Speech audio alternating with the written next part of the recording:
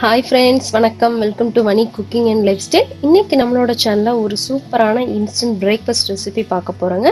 உருளைக்கிழங்கு ரொட்டி பார்க்க போறோம். இது வந்து கோதுமை மாவை யூஸ் பண்ணி தான் நம்ம பண்ண போறோம். ரொம்ப ஸ்பைசியா, ரொம்ப டேஸ்டியா பண்ணலாம்.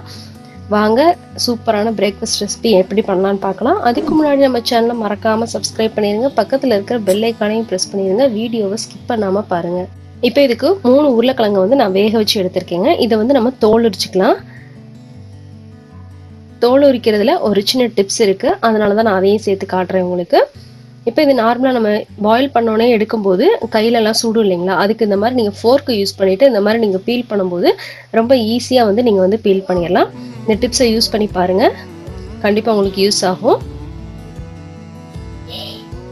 அவசரத்துலலாம் வேலை பார்க்குறவங்களுக்கு இந்த டிப்ஸ் யூஸ் ஆகும்னு நினைக்கிறேன். ட்ரை பண்ணி பார்த்துட்டு உங்களுக்கு யூஸ் ஆகுதுன்னா எனக்கு கமெண்டில் சொல்லுங்கள்.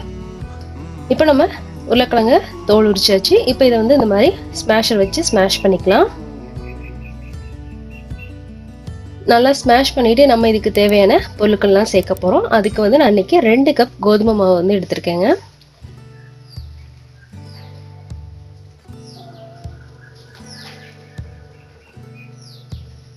நல்லா உருளைக்கிழங்கு வந்து நல்லா ஸ்மாஷ் பண்ணிடுங்க. இப்போ இதுக்கு தேவையான அளவு உப்பு சேர்த்துக்கலாம். கொஞ்சமாக மஞ்சள் தூள் சேர்த்துக்கலாம். கொஞ்சமாக ஓமம் வந்து சேர்த்துருக்கேங்க. அதோட கொஞ்சமாக சீரகம், காரத்துக்கு சில்லி பவுடர் ஆட் பண்ணிக்கலாம். அதோடவே நறுக்கின கொத்தமல்லி சேர்த்துக்கலாம். இது எல்லாத்தையும் சேர்த்து இப்போ நம்ம நல்லா மிக்ஸ் பண்ணி விட்டுறலாம். தண்ணி சேர்க்காம முதல்ல நம்ம மிக்ஸ் பண்ணால் அந்த உருளைக்கிழங்குல இருக்க தண்ணியிலே வந்து நமக்கு நல்லாவே வந்து மாவெல்லாம் ஒன்று சேர்ந்துடும்.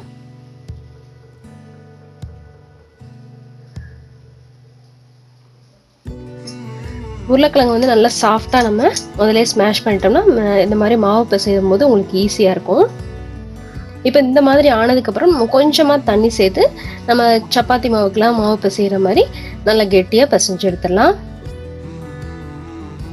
பாருங்கள், இந்த மாதிரி பிசைஞ்சதுக்கப்புறமா 1 ஸ்பூன் போல் எண்ணெய் சேர்த்துட்டு நல்லா வந்து இந்த மாதிரி ரோல் பண்ணி வச்சுட்டு இப்போ சப்பாத்தி மாதிரி நம்ம ரெடி பண்ண போகிறோம். ரொட்டிக்கு வந்து நல்லா திக்காக இருக்கணும் மாவு, அதனால கொஞ்சம் அதிகமாக வந்து நம்ம எடுத்துட்டு இதை இந்த மாதிரி நம்ம ரோல் பண்ணி எடுத்துடலாம். ஃபர்ஸ்ட்ல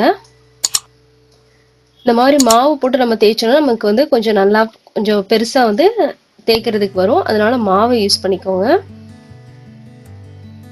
எவ்வளோ முடியுமோ அந்தளவுக்கு தின்னா நம்ம இந்த மாதிரி தேய்ச்சி எடுத்துடலாம். ஃபர்ஸ்ட்ல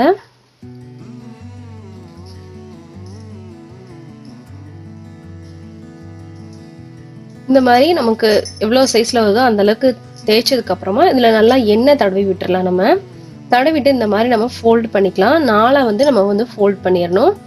பாருங்கள், ஃபஸ்ட்டு ஒரு ஆஃபில் பண்ணிவிட்டு அதுலேயும் நம்ம வந்து எண்ணெய் தேய்ச்சி விட்டு திரும்ப அதையும் ஆஃபாக நம்ம வந்து மடித்து விட்டோம்னா அந்த மாதிரி கோன் ஷேப்பில் நமக்கு கிடச்சிரும். இப்போ இதில் நம்ம லைட்டாக எண்ணெய் தடவி விட்டு நம்ம இதை வந்து தேய்ச்சி எடுக்க போகிறோம். இந்த மாதிரி தேய்ச்சா நமக்கு இந்த மாதிரி கோன் ஷேப் வந்து நல்லா கரெக்டாக கிடைக்கும். அதே மாதிரி நம்ம ரொட்டியும் வந்து நல்லா திக்காக நல்லாயிருக்கும், சாஃப்டாகவும் இருக்கும். பாருங்கள், நம்ம கோன் ஷேப்பில் நம்ம போட்டு இப்போ இது தவா சூடானதும் அதில் வந்து நம்ம போட்டு எடுத்துகிட்டு போகிறோம். மேலே லைட்டாக எண்ணெய் விட்டு கொஞ்சம் மீடியம் ஃப்ளேமில் வச்சு நம்ம வந்து சுட்டு எடுத்தோம்னா நம்மளோட உருளைக்கிழங்கு ரொட்டி வந்து ரெடி ஆயிரும். ரொம்ப சூப்பரான ஒரு ஸ்பைசியான ஒரு ரொட்டிங்க. இது வந்து நம்ம இன்ஸ்டண்ட்டாக பிரேக்ஃபாஸ்ட் வந்து ரெடி பண்ணக்கூடியது. அதுவும் வந்து நம்ம மாவு இல்லை அப்படின்னு நம்ம ஃபீல் பண்ணிகிட்டு இருக்கும்போது இந்த மாதிரி நம்ம டக்குன்னு செய்யலாம். இதுக்கு வந்து நார்மலாக வந்து தயிரே வந்து உங்களுக்கு சூப்பராக இருக்கும். இல்லை அப்படின்னா வந்து நம்ம புதினா சட்னி இல்லை தேங்காய் சட்னி இந்த மாதிரி கூட நம்ம வச்சு சாப்பிட்டுக்கலாம். ரொம்ப டேஸ்டியாக இருக்கும். பாருங்கள், பார்க்கவே எப்படி கலர்ஃபுல்லாக சூப்பராக இருக்குது பாருங்கள். குழந்தைங்களுக்கு நம்ம லஞ்ச் பாக்ஸில் வச்சு விட்றதுக்கு இல்லை பெரியவங்களுக்கு லஞ்ச் பாக்ஸ் வச்சு விட்றதுக்கு கூட இந்த ரெசிபி வந்து யூஸ் ஆகும் உங்களுக்கு.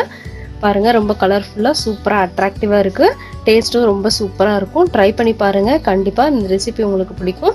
அப்படி பிடிச்சிருந்தா எனக்கு ஒரு லைக் பண்ணுங்கள், உங்கள் ஃப்ரெண்ட்ஸ் அண்ட் ஃபேமிலிக்கு ஷேர் பண்ணுங்கள். நம்ம சேனலுக்கு மறக்காமல் சப்ஸ்கிரைப் பண்ணுங்கள். தேங்க்யூ ஃபார் வாட்சிங்.